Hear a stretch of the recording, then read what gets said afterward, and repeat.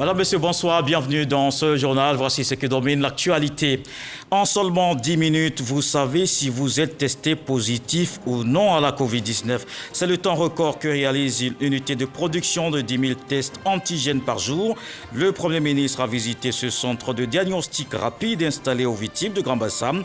Patrick Kachi encourage à se faire vacciner pour se protéger et protéger les autres contre cette maladie mortelle. 20 milliards de francs CFA pour la transformation de l'Anakad à Boumdiali. C'est l'investissement que va réaliser un groupe Mirati. Un complexe agro-industriel sera construit pour faire de cette ville un pôle agroéconomique. C'est un projet porté par la ministre Mayatou Kone, maire de la commune, qui a donné la bonne nouvelle aux populations.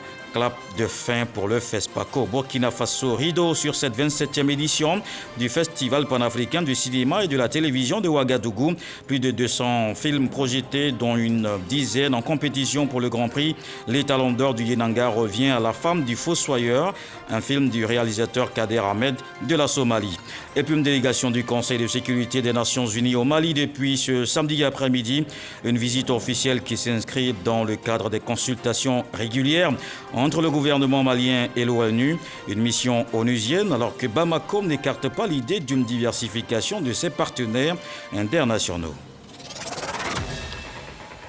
La vie ne lui a pas fait de cadeau. De son Dajiré natal à la capitale Grébéko, en passant par ses années études à Namado, que de difficultés vécues. Les obstacles, les malices de ses propres parents n'ont pas réussi à arrêter le parcours de celui qui va triompher avec gloire.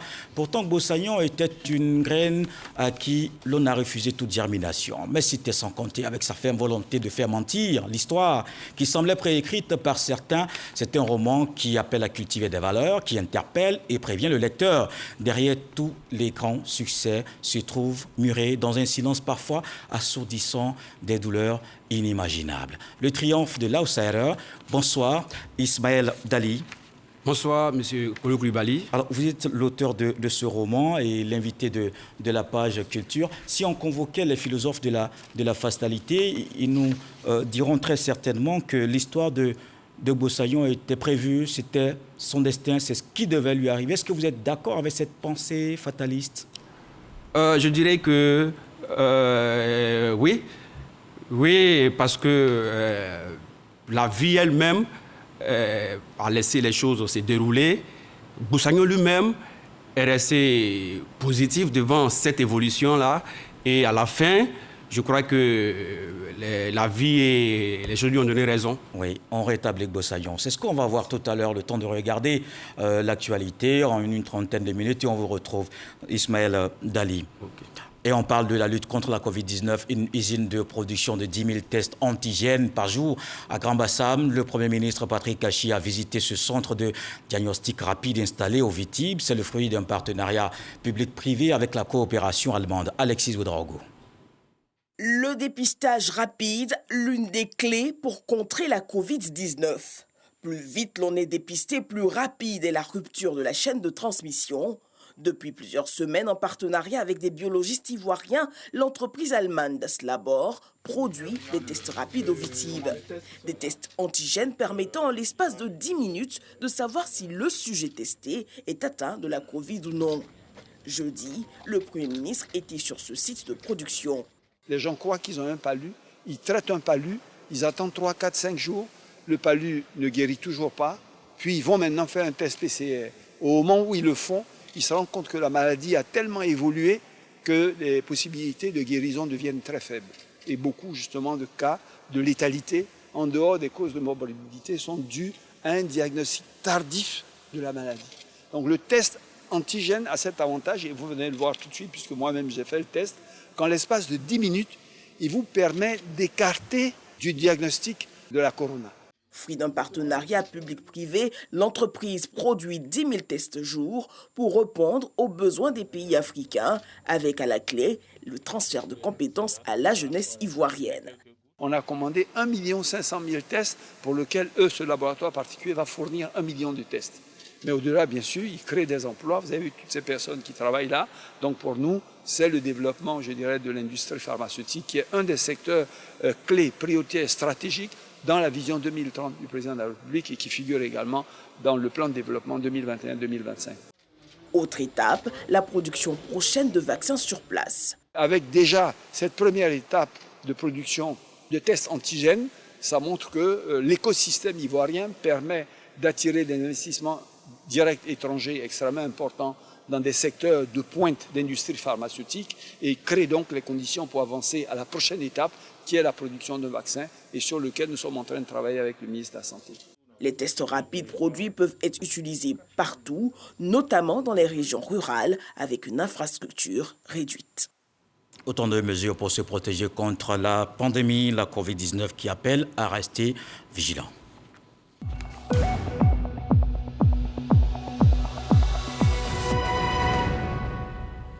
Le ministère de la Santé, de l'Hygiène publique et de la couverture maladie universelle a enregistré ce samedi 26 nouveaux cas de Covid-19, 38 guéris et 1 décès. La Côte d'Ivoire compte donc 61 178 cas confirmés, dont 59 745 personnes guéries et 670 décès. 747 cas actifs. Au total, 3 023 756 doses administrées contre la Covid-19.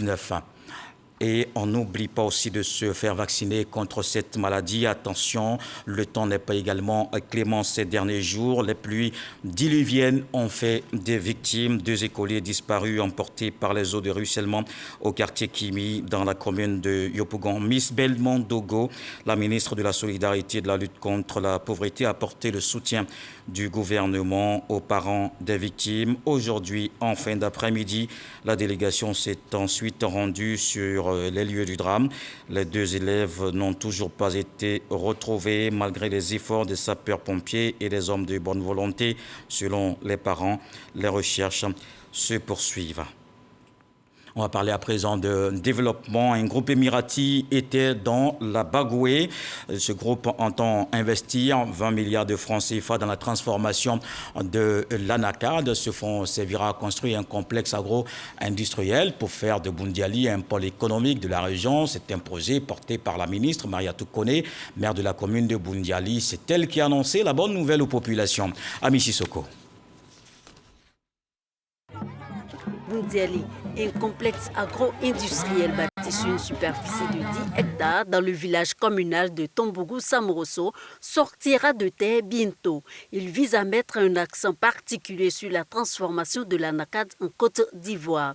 C'est la bonne nouvelle qui a été portée aux populations de la commune de Boundiali par la ministre Mariatou Kone, maire de la capitale de la région de la Bagoué. Un rêve devenu réalité pour ses administrés. Une usine, c'est la garantie de pouvoir vendre sa production pour les agriculteurs. C'est une plus-value pour les commerçants. C'est vraiment aussi des impôts pour la mairie.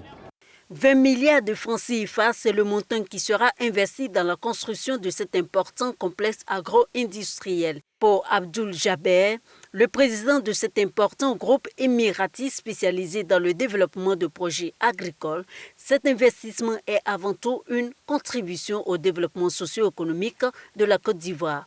Nous allons créer des emplois pour la jeunesse, pour développer réellement un centre économique ici qui sera reconnu au niveau national par Abidjan comme étant une zone très dynamique dans le développement des familles de villageois et plus globalement de la région. Je voudrais vraiment dire grand merci pour l'opportunité que vous nous offrez pour sortir jeunes et femmes du chômage et également l'opportunité que vous nous donnez pour donner le sourire aux producteurs d'Anacad de la commune de Boundiali, mais également de la région de la Bagoué. Avec plus de 900 000 tonnes en 2021, la Côte d'Ivoire est le premier producteur mondial d'Anacad. Elle ne transforme que 15 à 20% de sa production. Le futur complexe agro-industriel de la Bagoué va sûrement générer plusieurs emplois et accroître le taux de transformation. Ce développement industriel de l'agriculture pourra aider également dans la lutte contre l'insécurité alimentaire qui préoccupe l'UEMOA. L'organisation sous-régionale veut déclencher une transformation structurelle du secteur agricole en vue d'une prise en charge durable des questions liées à la faim et à la pauvreté. L'Union a placé le développement de l'agriculture au cœur de son cadre d'action prioritaire 2021-2025. La 10e réunion du comité de haut niveau sur la sécurité alimentaire et nutritionnelle de l'UEMOA tenue au Niger. Dangui et Dramé Lamine sont nos envoyés spéciaux à Niamey. Le nombre de populations dans l'insécurité alimentaire dans la sous-région est en hausse continuelle, selon les termes même des participants de la 10e réunion du comité de haut niveau sur la sécurité alimentaire et nutritionnelle de l'UEMOA, tenue à Niamey au Niger. En cause, les effets conjugués des crises sécuritaires, sanitaires et du changement climatique avec son cortège de sécheresse et d'inondations. Devant les risques d'insécurité alimentaire auxquels les populations sont exposées, les experts sont unanimes. L'heure de changer de méthode de culture agricole a sonné. Un des grands problèmes, c'est la question de la mobilisation de l'eau, en particulier dans la zone sahélienne. C'est vrai qu'on a un potentiel de terres irrigables, mais elles sont insuffisamment exploitées à raison justement de la capacité des États à mobiliser l'eau. Le défi pour nous, comment nous pourrions mettre en place les conditions pour que notre souveraineté alimentaire en Afrique de l'Ouest puisse être assurée. Développement de l'agriculture, l'Union économique et monétaire ouest-africaine UEMOA en a fait une priorité dans son nouvel outil dénommé Cadre d'action prioritaire 2021-2025. Nous allons essayer de tracer les voies et moyens pour une politique agricole, une politique de développement rural de long terme, durable, qui sera apte à impulser une croissance durable, qui sera capable de donner plus d'emplois aussi bien au monde rural, mais de façon générale donner de l'emploi aux populations de nos sous-régions. Après les travaux de la 10e réunion du comité de haut niveau sur la sécurité alimentaire et nutritionnelle, les participants ont été reçus en audience par le président de la République du Niger, Mohamed Bazoum. Au menu des échanges, la question de la solidarité des États membres de l'UEMOA pour une prise en charge efficace des problèmes de sécurité alimentaire et nutritionnelle. C'était un reportage de Dangui et Dramé Lamine à Niamey au Niger sur la sécurité alimentaire. Les journalistes aussi jouent un rôle important dans la prise en charge de ces questions. Ils étaient 26 en formation à Grand-Bassam sur les concepts et faits économiques. Cette session a pour objectif d'améliorer le niveau de compréhension de ces professionnels de l'information sur certaines thématiques de l'actualité économique. C'était aussi le lieu de créer un cadre de franche collaboration entre le ministère de l'économie et les hommes des médias. On en parle avec Cheikh Koné.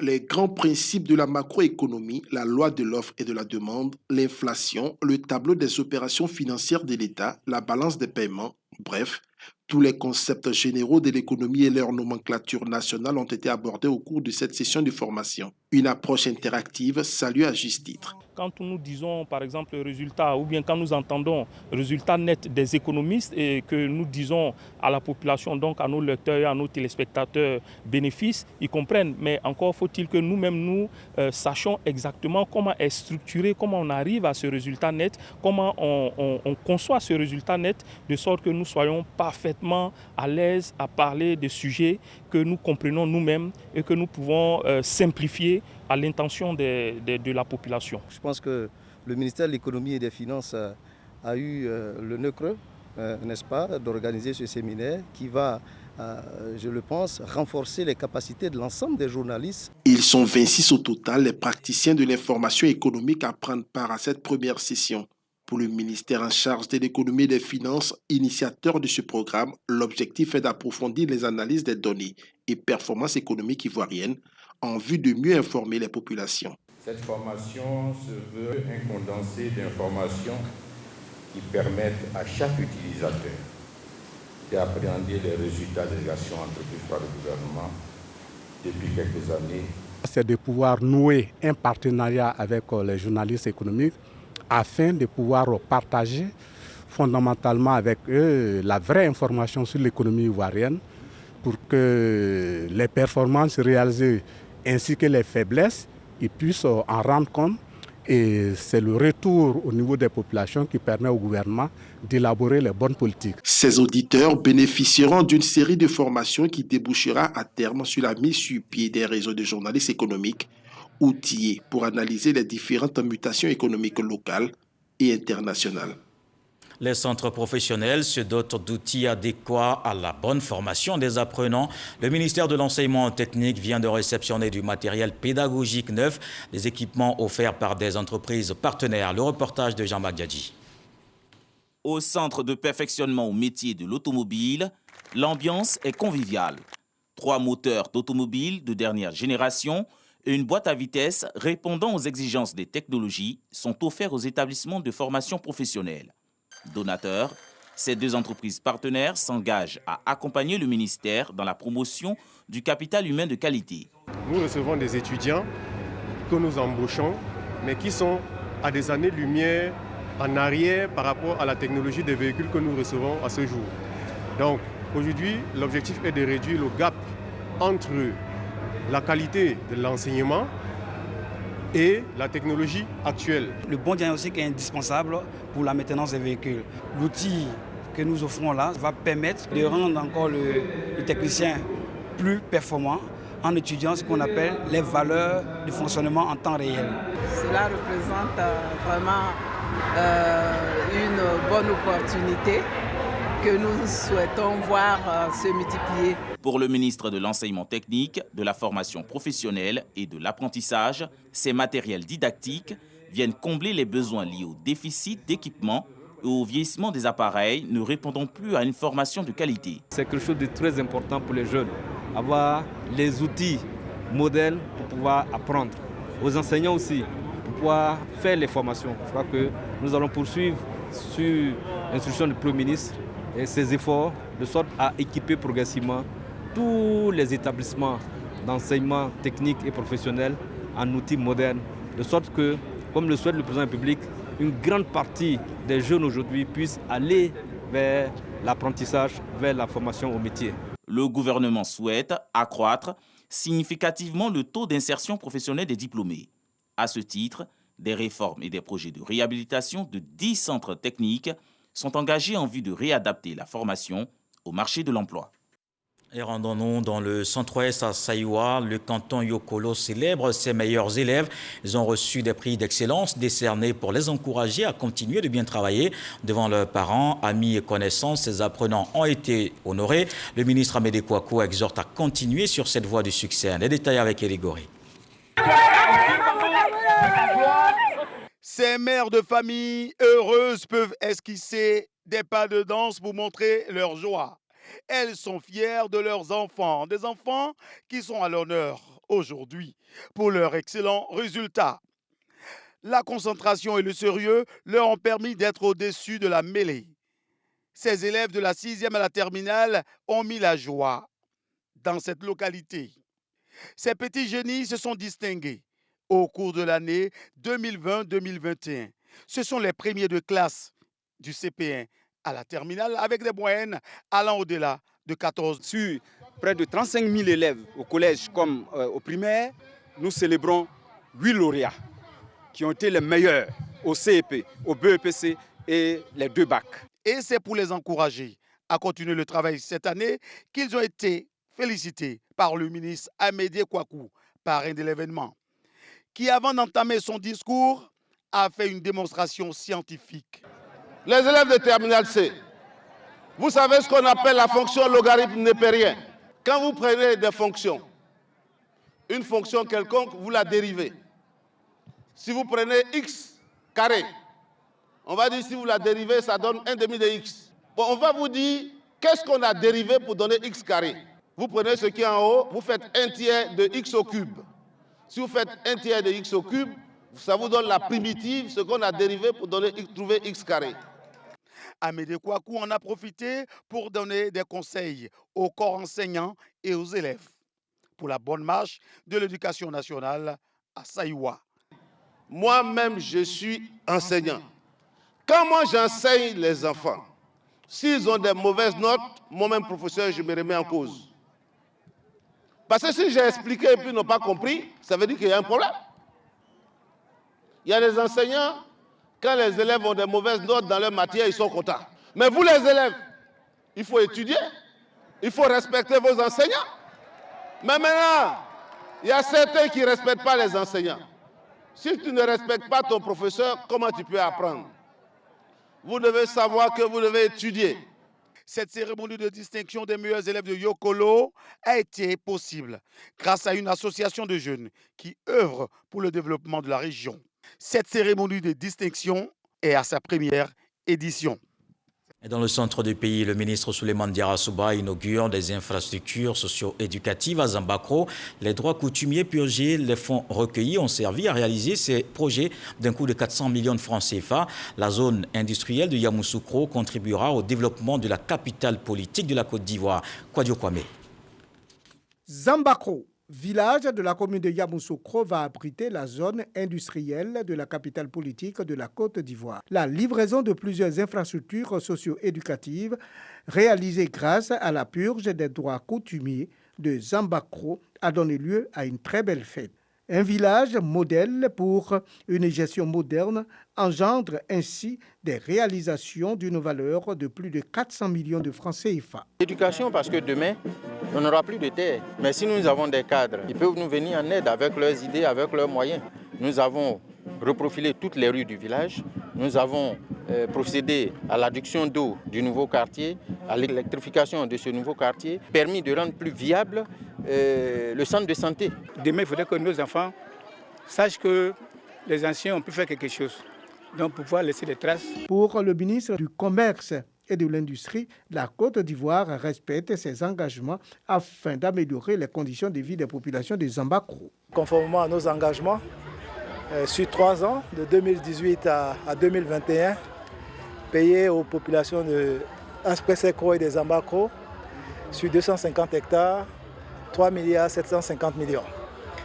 Et les populations propriétaires terriens, également les chefs de Zambakro, ont pris la décision de réinvestir une partie de ce fonds en pensant aux générations futures. Les terres cédées pour la création de la zone industrielle permettront le développement de Yamoussoukro. À Yamoussoukro, on transforme maintenant tout ce qui concerne la noix de cajou et d'autres produits et il y a de l'emploi qui se crée. La zone industrielle de la capitale politique de la Côte d'Ivoire est d'une superficie de 750 hectares. Le développement dans le centre, mais ce sont aussi toutes les localités du pays qui en bénéficient. Dans la région du Hambol, le développement est lancé et se poursuit. Des actions mises en œuvre à travers la politique de développement du président de la République. Les élus, cadres et populations ont traduit leur reconnaissance au chef de l'État ce samedi. Une journée d'hommage avec une forte mobilisation tenue à Katiola. On le voit dans ce reportage de Kader Sogodougou. Katiola, des populations venues de Dabakala, de Niakaramandougou, de Tafiri, de Badika, de Tortilla, de toute la région du Hambol, avec un seul objectif, témoigner leur reconnaissance à travers une journée d'hommage au premier des Ivoiriens, Alassane Ouattara, le président de la République. La région du Hambol, sous sa gouvernance, a connu une révolution positive. Écoles, centres de santé, adduction en eau potable, promotion des cadres, électrification de 30% en 2011 à plus de 90% aujourd'hui. Et ce n'est pas tout. Traduisez nos remerciements et transmettez-lui nos remerciements pour avoir démarré les travaux de bitumage de l'axe Boaké, Satamasokora, Satamasokoro, Bassawa. Oui, en le Hambol, comme je l'ai dit, en 2019, nous aimons et nous mangeons au goudron. Merci à son Excellence, Monsieur le Président de la République. Merci à son Excellence, Monsieur le Président de la République, pour avoir réhabilité la A3 pour plus de 197 milliards de francs CFA. Oui, à la traversée de Katiola, de Niakara, de Taféré, de Badika, vous êtes admiratif de ce qu'est devenue la région du Hambol. Les membres du gouvernement originaires du Hambol ont tenu à rappeler le vent frais et apaisant qui souffle sur la région grâce au président de la République. Nous sommes effectivement réunis pour un devoir de mémoire. Mémoire d'acte de développement majeur de notre région du Hambol. Ce développement a été conçu initié et mis en œuvre par un homme d'exception, un homme providentiel. J'ai nommé son Excellence M. Alassane Ouattara, président de la République de Côte d'Ivoire.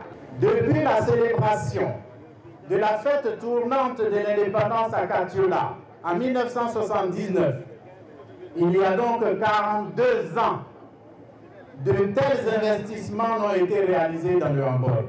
Comme chacune et chacun le sait, l'histoire est parfois injuste, voire cruelle. C'est pourquoi nous manquerons à notre devoir si nous ne défendons pas le bilan du président Alassane Ouattara, qui rend si fier la grande majorité des Ivoiriens, y compris nous qui sommes rassemblés ici à Katiola. Il est le parrain et représente également le patron de cette cérémonie, Patrick Achi.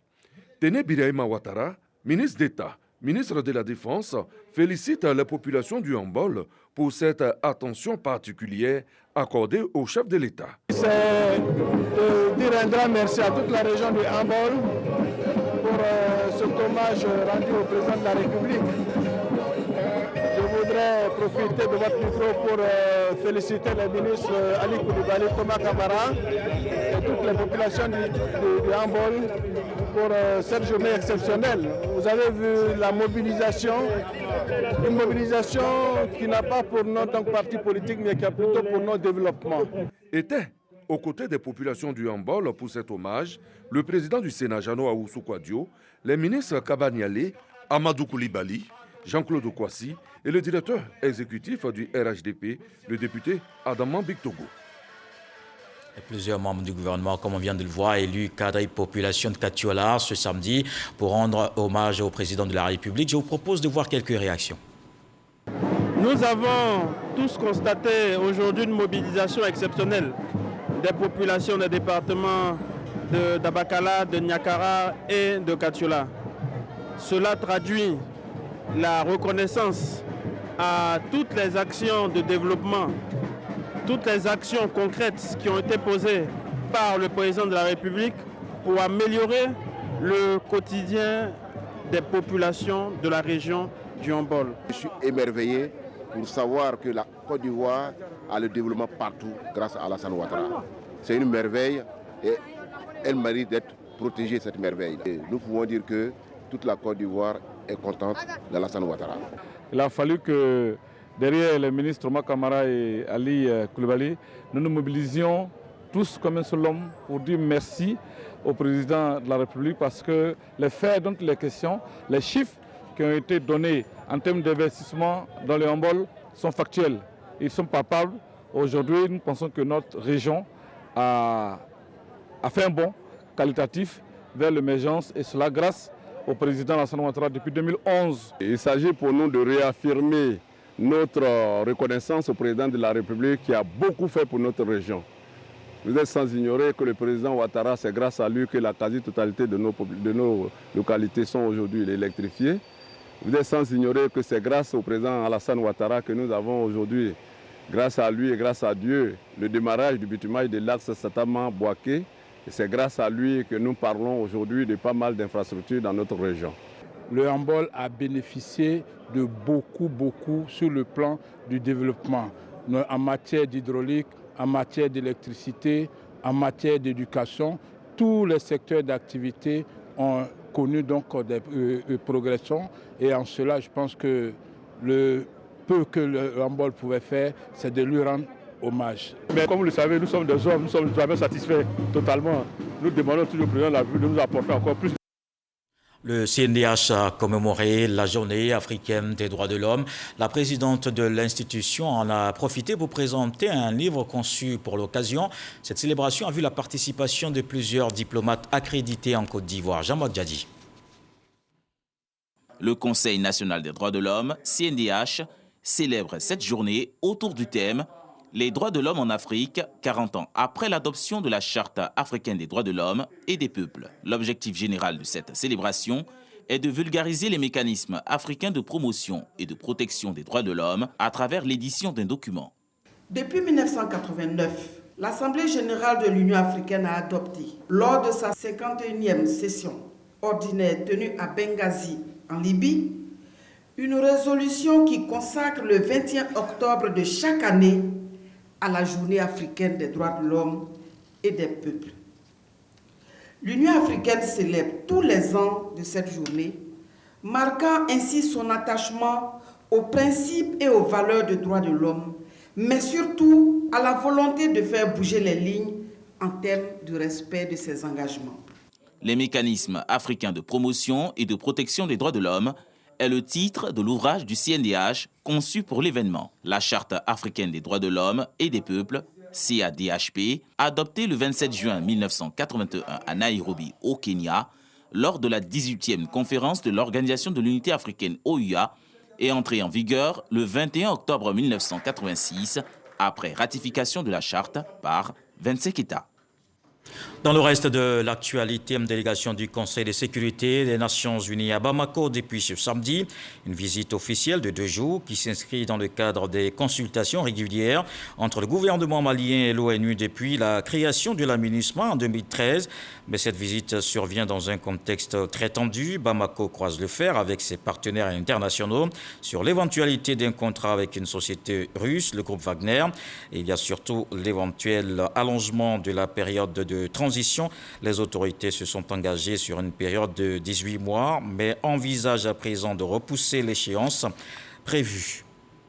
Et il ne nous reste plus qu'à honorer ce rendez-vous des samedis soirs. Nous sommes à présent au cœur de l'actualité culturelle.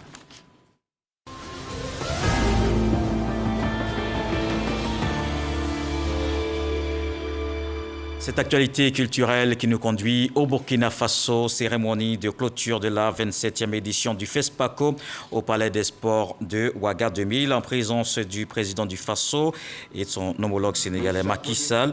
Le Sénégal qui était pays invité d'honneur à cette fête du 7e art. Rideau donc sur cette biennale du Festival panafricain du cinéma et de la télévision de Ouagadougou. Plus de 200 films projetés dont une dizaine en compétition pour le Grand Prix.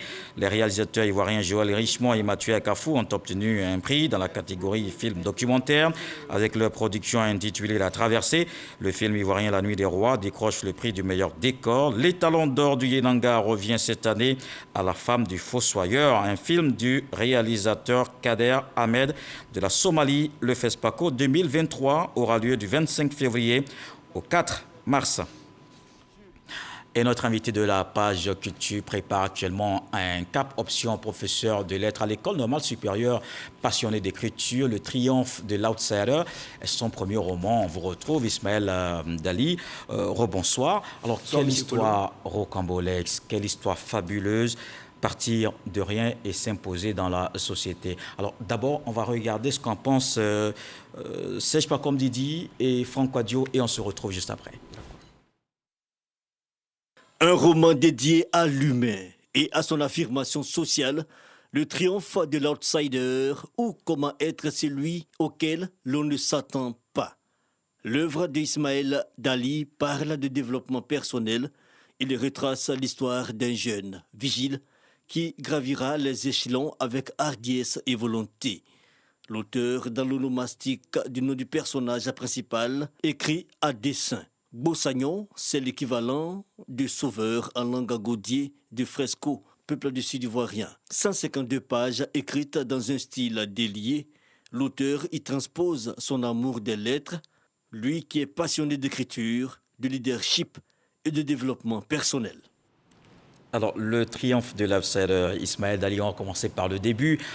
Qu'est-ce que Bossagnon a souffert de ses railleries en CP1, lui qui avait pratiquement le double de ses enfants qui étaient à l'école à cette époque, parce qu'il n'est pas allé très tôt à l'école, lui, Bossagnon. Mais le plus heureux, c'était son père, quand il a obtenu son CPE, major de l'établissement, son père qui a dit que son fils lui avait donné une partie de sa dignité. Mais que pensaient les autres villageois qui se moquaient à l'époque de ce vieillard qui était encore à l'école primaire à cet âge? Oui, effectivement. Bossagnon, comme vous l'avez si bien dit, était dans une classe où il était le plus âgé. Et cela était pour lui une motivation. Il était gagné par cette volonté-là de vite faire, comme on le dit, pour pouvoir rattraper tout ce retard-là. Et c'est ce qui l'a amené à doubler, tripler d'ardeur pour être major de l'entrée en 6e. Il avait un peu plus de 10 ans quand il allait pour la première fois à l'école. Oui, il avait un peu plus de 10 ans, vu que les moyens financiers faisaient défaut et tout. Donc, il était avec des gosses, comme on le dit, de 5 à 6 ans. Et pour lui, c'était le prix à payer. Et il fallait aussi vite faire pour rattraper le temps perdu. Alors, il y avait ces difficultés qui se sont enchaînées quand il part au collège. Son père qui ne s'en sort plus parce que la plantation, principal revenu des parents, part en fumée. Il est ensuite décédé.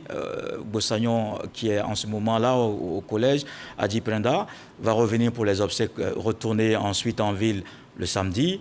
Retour en classe de composition le mardi. Il y arrive, il passe. C'est un succès jusque-là qu'il enchaîne, mais dans la douleur. Oui. Ce qui est plus intéressant ici, il faut déjà faire remarquer que déjà, il est allé à l'école très en retard. Il rattrape le retard avec l'entrée en 6e et tout. Et où il pensait que les choses allaient de mieux en mieux, voilà que le malheur revient encore à la charge. Il perd son père qui ne s'est pas en sorti suite à la plantation qui est partie en fumée. Et les difficultés reviennent encore.